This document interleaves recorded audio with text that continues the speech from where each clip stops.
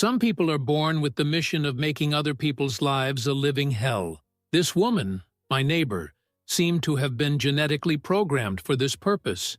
You know that person who wakes up in the morning and the first thing she does is look for something to complain about? The one who probably has a notebook just to record the day the neighbor's car parked 5 centimeters out of line? That was her level of dedication to chaos. From the day I bought my house, this woman became a problem. She hated everything about me.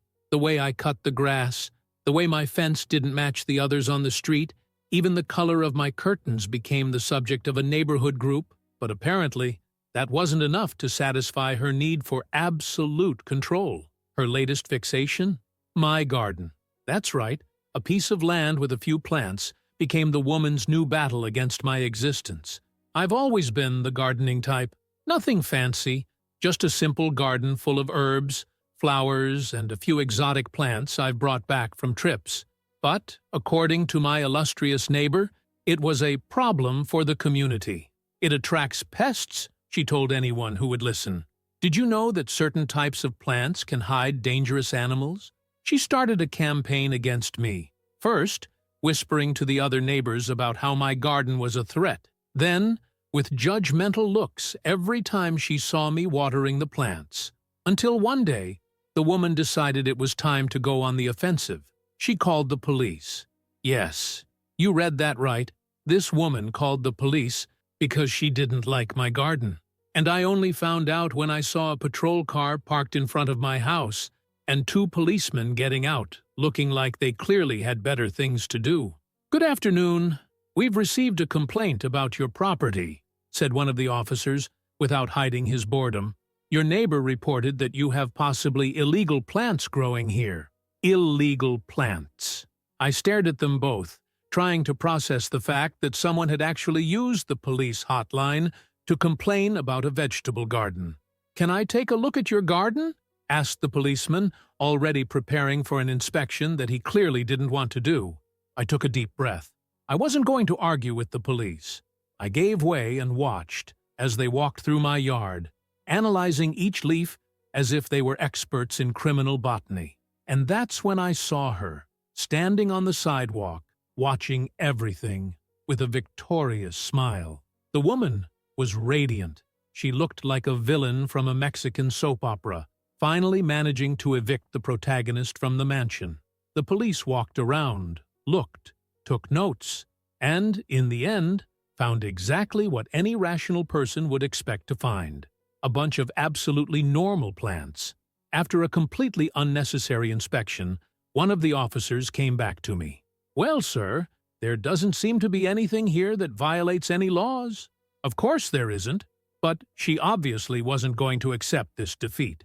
"Are you sure?" she shouted from the sidewalk, as if she had just caught a crime and the police were incompetent. "Have you checked everything? What if he's hiding something? I read on the internet that certain herbs can be dangerous." The policemen looked at each other, clearly exhausted. "Ma'am, there's nothing illegal here," she snorted. She snorted as if she had been betrayed by the system itself, as if the police were taking part in a conspiracy to cover up my dangerous spice garden. In the end, the police left, and the woman stood there, arms crossed, snorting like a bull about to charge. But for the first time, she looked really worried. Perhaps because, by calling the police to my house, she had just drawn attention to her own. And little did she know that it would turn out to be the biggest mistake of her life. Over the next few days, it became clear that the neighbor would not accept defeat in a dignified manner. If it had been anyone else, she might have swallowed her shame and moved on, but not her. For someone who dedicated her life to turning her neighborhood into a personal war field, losing a battle was not an option. If the police found nothing in my garden, then, in her mind, that only meant one thing: she needed to try again. And that's what she did. She started a new campaign to prove that I was a danger to the community. She started posting messages in neighborhood groups, always in a warning tone, always insinuating that something was wrong with my property. He sent emails to the HOA demanding more inspections. He even tried to organize a petition to pressure the city council to intervene.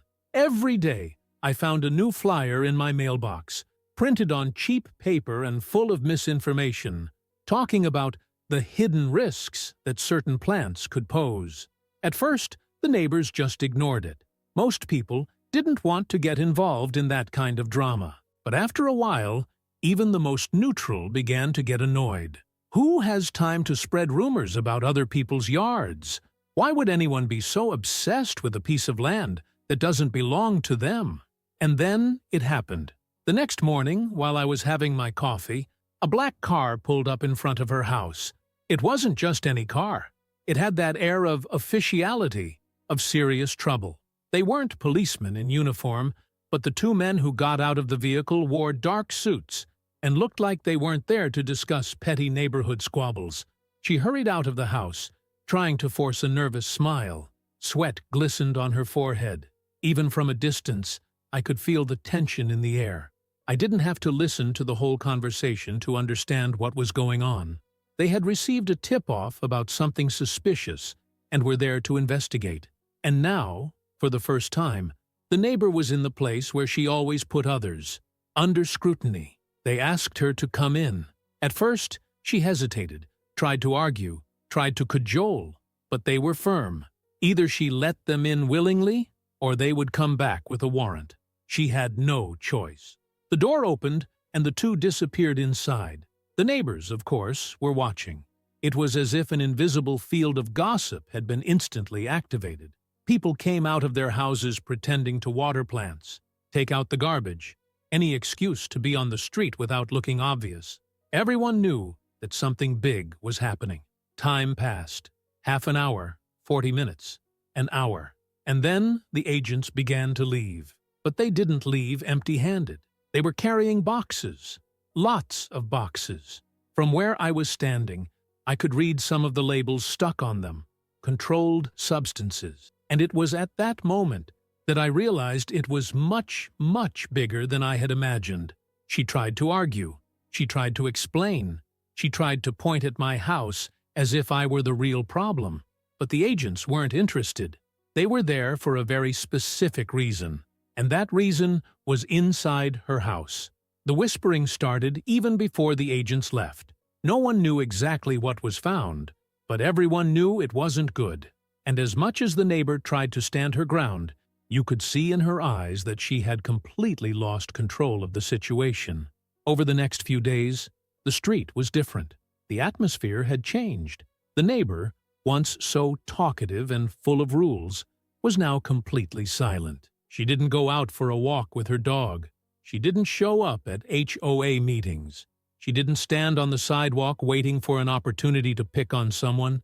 She simply disappeared. But what didn't disappear was the gossip. And in a neighborhood where people live to look after other people's lives, that meant the story was going to spread fast. Nobody knew exactly what was going on, but theories sprang up in record time. Was she involved in something illegal? Was this a bigger scheme? Were they going to arrest her? I didn't know the answer to these questions, but I did know one thing. This story wasn't over yet. The neighborhood was in an uproar.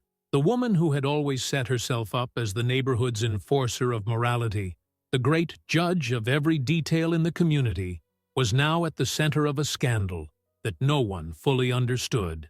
And that was the worst thing for her. Not being feared, not being respected, but being the object of gossip. She couldn't walk to the mailbox without feeling the stares piercing the back of her head. She couldn't leave the house without seeing one neighbor whispering to another as soon as she passed. And, for the first time, no one was interested in what she had to say. The whispering was relentless. What had the agents found? Was it some kind of illegal scam? Was she hiding something much worse? No one knew for sure, but everyone had a theory. And in a neighborhood where every drop of information becomes a river of gossip, that was enough to destroy any reputation. She tried to pretend that nothing had happened. She walked around with her chin up, trying to look normal. But it was impossible to ignore the fact that, for the first time in years, she no longer drew attention to other people's problems. She stopped complaining about the neighbor's grass. She stopped picking on fences and door colors. And, most revealingly of all, she stopped talking about me. Except I knew it wouldn't last. People like her don't know how to keep quiet. And indeed, it didn't take long for her to try to turn the tables. In a desperate attempt to regain her position as moral leader of the neighborhood, she started spreading the word that everything was just a big misunderstanding, that the agents who showed up at her house were actually inspectors from the town hall, who were just checking administrative documents.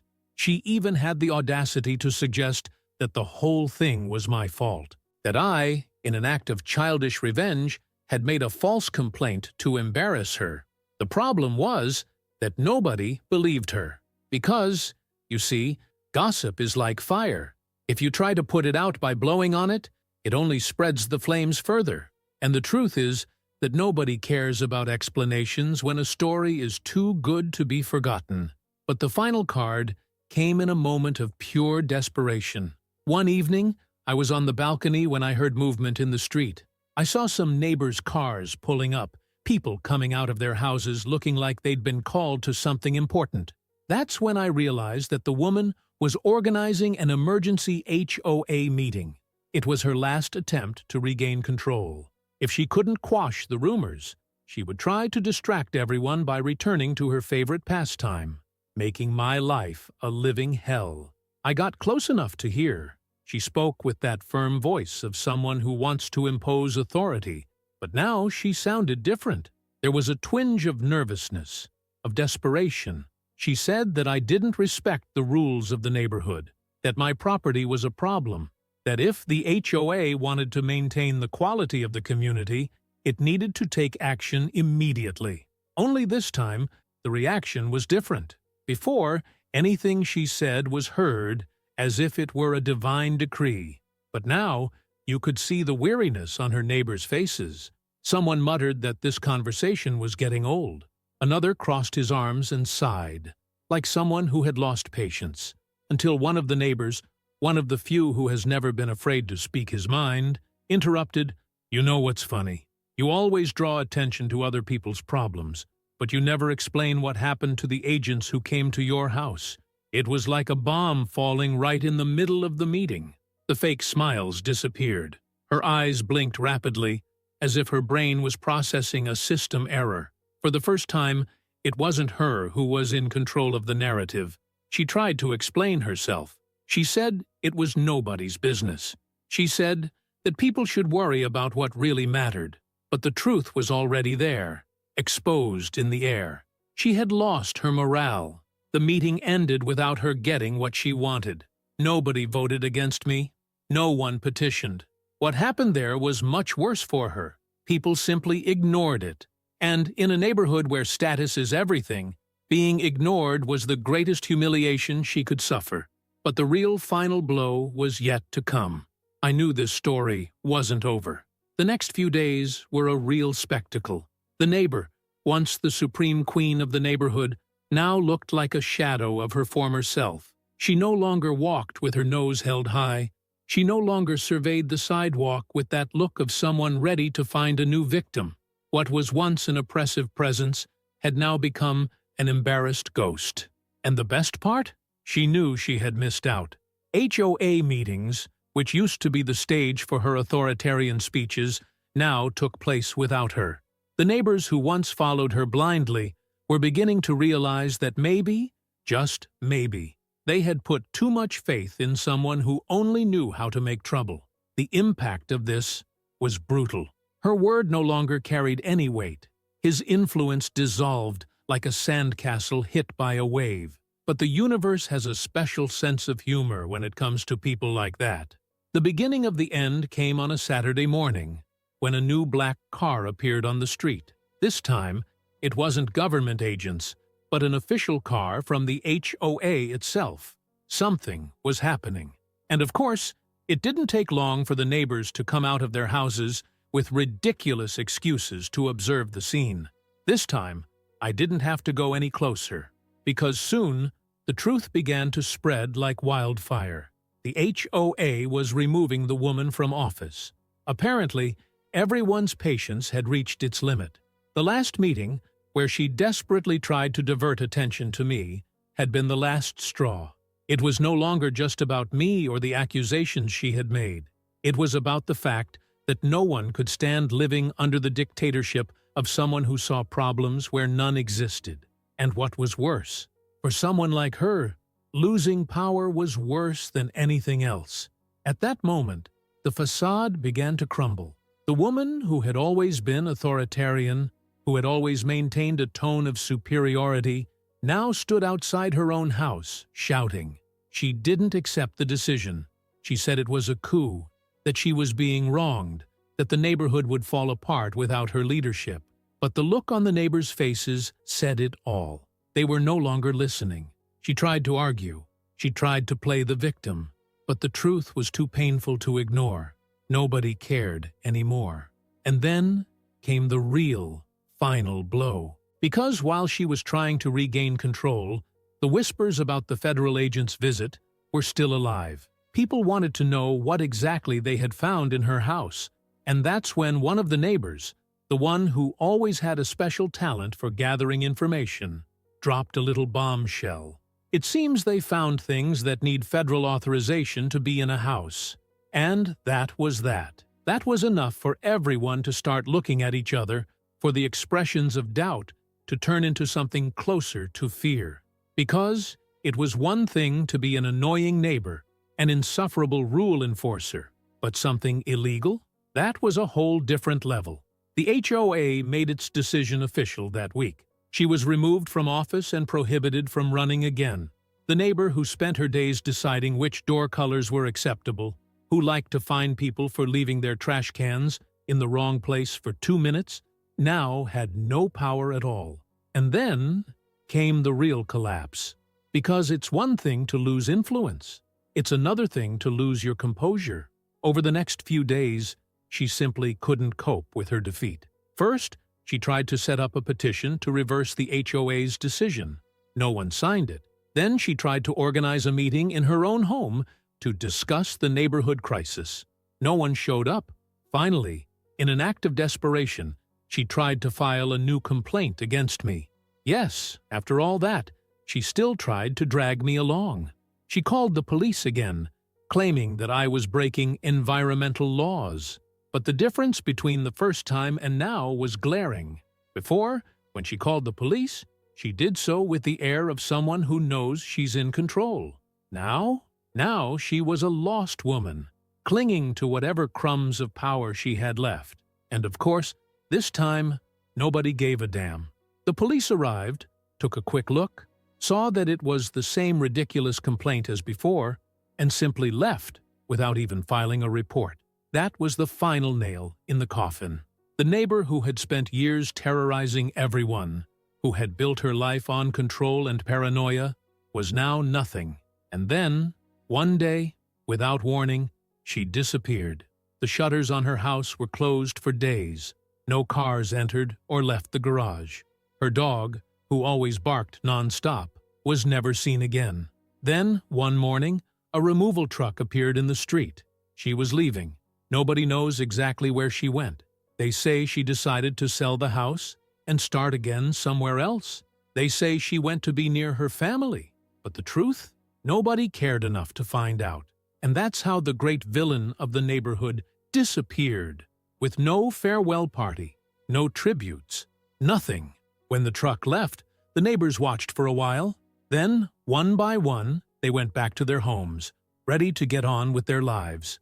And what about me? Well, I went back to my balcony, sat down, and had a delicious coffee, enjoying the silence. This time, a good silence. Don't forget to leave your like and comment below.